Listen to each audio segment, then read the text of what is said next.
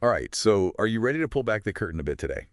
Because we are diving deep into the world of talent agents. Ooh, Those fun. folks who really make the entertainment industry tick, right? Like connecting artists with opportunities and making deals and all of that. And you know what's really cool about this is What's that? our listeners have sent in a ton of info on this. We've got career guides, interview, advice, even resources on some new tech. So I think we've got a lot to unpack. Yeah, let's dive in. So first things first, when we say talent agent, what exactly are we talking about? I think the first image for a lot of people is probably like red carpets and fancy parties. Right. And while that might be part of it, the real core of it is like being a strategic advocate, right? Like at the heart of it, you're connecting people, actors, writers, musicians, athletes, you name it, with opportunities in entertainment, broadly speaking. Yeah. And that means negotiating contracts, managing their public image, and basically just helping them navigate this business, which can be kind of a beast. Navigate the murky waters, you mean? Uh-huh, exactly. And you bring up a good point there. It's not just those A-listers in Hollywood, right? Oh, yeah, for sure. I mean, this career guide you sent actually mentions authors, athletes. It's a way wider range than I think most people realize. 100%. And that means to be successful, an agent has to wear a lot of hats. You know, one day they might be working on a book deal for a brand new author, and then the next they're figuring out a sponsorship for an athlete. It's really about understanding all these different fields, from the contracts to what's hot and what's not. So basically, forget that image of the agent just being a smooth talker with a Rolodex. Yeah, way more to it. Because this guide actually highlights some really interesting skills you need to make it in this business. Yeah. And some of them I wouldn't have guessed. What really jumped out to you? Well, one of the big ones, and this might sound counterintuitive, is actually listening. Oh, interesting. It's not just about pitching your client to anyone who will listen. You have to get them, their goals, their anxieties, even like their creative quirks. That's how you build trust and really tailor how you work with them. So it's almost like you're their career therapist in a way. Haha, kind of, right? Like a seasoned actor is going to be open to different kinds of roles than someone who's just starting out. It makes total sense. Yeah. Speaking of motivations, one thing that I was curious about in this guide was the section on ethical challenges, Oh, yeah, that's a big one. because it can't always be easy, Yeah. right? What are some of the trickier situations an agent might find themselves in? Well, think about it. What if you're representing two clients who are both up for the same role? Oof, yeah. How do you advise both of them fairly when it could mean one loses out? Or what about if a client wants to take on a project that you think could hurt their career in the long run? Right. You're invested in them. Exactly. It's a real balancing act, trying to do what's best for your client while also using your best judgment. It's a tightrope walk for sure. Yeah. Sounds like it. So from what we've talked about so far, it seems like being a talent agent is about a lot more than just closing deals. Oh, yeah. We're talking building relationships, navigating all these ethical dilemmas, and staying ahead of the curve in an industry that's constantly changing. It's definitely not a boring job, that's for sure. And it keeps you on your toes, I'd say. No kidding. Yeah. So speaking to career paths, this source material actually breaks it down into like these three main stages: entry-level junior agent, and then like the big leagues senior agent. Makes sense, right? But what I found really interesting were those little example profiles they threw in. They're fictional, obviously, Hmm. but they give you a feel for what someone at each level is actually doing day to day. For sure. It's one thing to talk about skills and all that, but when you see it play out in like a more realistic scenario, Yeah, it just clicks. it's exactly. So let's start at the bottom rung here, entry level. What is life actually like for the new kid on the block? Think of it like a trial by fire. No, but seriously, it's a lot of assisting the senior agents, managing clients, researching potential employers, maybe even wrangling talent at those big open auditions. Oh yeah, the cattle calls. Exactly. It's definitely grunt work, but it's how you learn the ropes, right? Yeah. Build relationships and show everyone what you're made of. It's like that old saying, right? How do you get to Carnegie Hall? Practice. Haha, exactly. But in this case, it's perfecting your spreadsheet skills, your coffee order, and maybe developing a sixth sense for spotting the next big thing. And dodging the occasional curveball from demanding clients. Let's not forget that. Oh, I'm sure there are stories. But Hey, you survive all that and you ascend to the Howard Halls of junior agent. now we're talking. So what changes in this next stage? This is where you really get your hands dirty. You're starting to build your own client list, taking on more responsibility, more independence. The junior agent profile here talks about setting up auditions and interviews, negotiating some smaller contracts. really honing those client management skills. Sounds like the learning curve is still pretty steep, though. Oh, absolutely. You're juggling multiple clients, each one with their own needs, their own personalities. And the deadlines are no joke.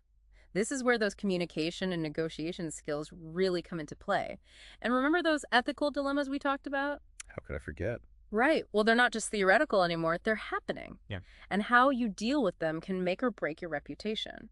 It's like high-stakes chess, but with people's careers on the line. That's a good way to put it. But play your cards right, and you just might level up to the big leagues, senior agent. That's where it all comes together. The experience, the knowledge, the gut feelings. So what does that look like day to day? Well, senior agents often represent those big name clients, right? You're talking the multi-million-dollar deals, really guiding their whole careers over the long haul. So they're not just negotiators at that point. They're almost like career strategists Yeah. or even mentors. 100%.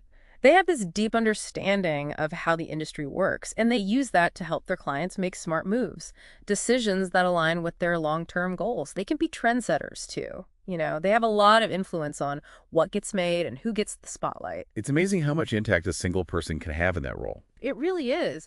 But, it's not all glitz and glamour. It takes years of hard work and dedication to get there. And a little luck never hurts. And speaking of luck, or maybe the lack of it, Yeah. this source material doesn't sugarcoat things when it comes to breaking into this industry. Not at all. So for anyone listening who dreams of being that big-time agent, what are the key takeaways from these sections on getting started and elevating your career? Oh, first things first, be ready for a fight. Literally. Well, not literally, but it is competitive. There are way more people who want to be agents than there are jobs, so you have to stand out. And I imagine having a thick skin is helpful. Oh, absolutely. Rejection is just part of the game, especially early on. You got to be persistent, resourceful, and always be learning, and never, ever underestimate networking. It's all about who you know, right? To a certain extent, yeah. This industry is all about relationships. So you got to start building those now. Go to events, reach out to people whose work you admire. You never know where that next connection might lead. It's a mix of hustle strategy and good old-fashioned relationship building. Yeah.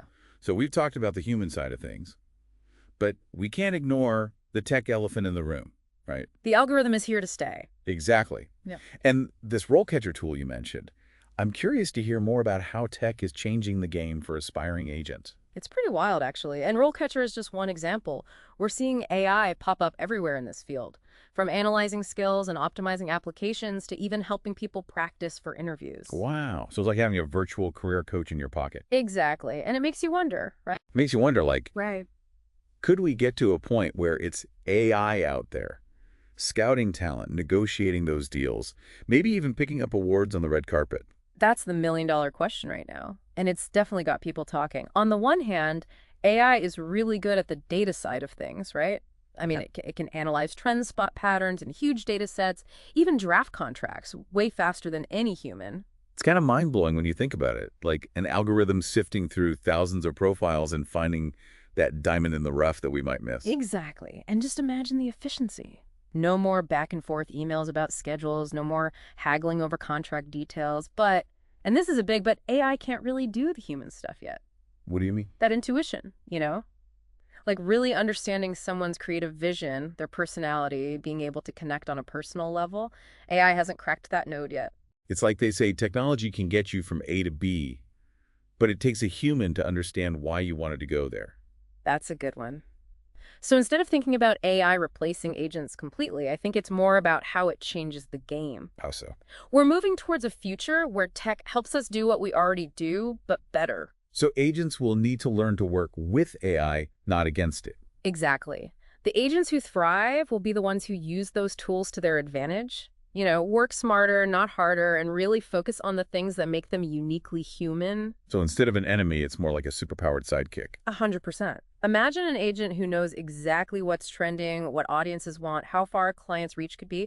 That's powerful information. They could use that to make better deals, come up with killer strategies, really help their clients reach their full potential. That's a pretty exciting way to look at it. For both agents and for the future of entertainment as a whole, Definitely. we can really go on about AI all day. But for now, let's bring it back to the humans behind all of this. The ones making the magic happen. So as we wrap up this deep dive, what are the key takeaways we want our listeners to remember about talent agents?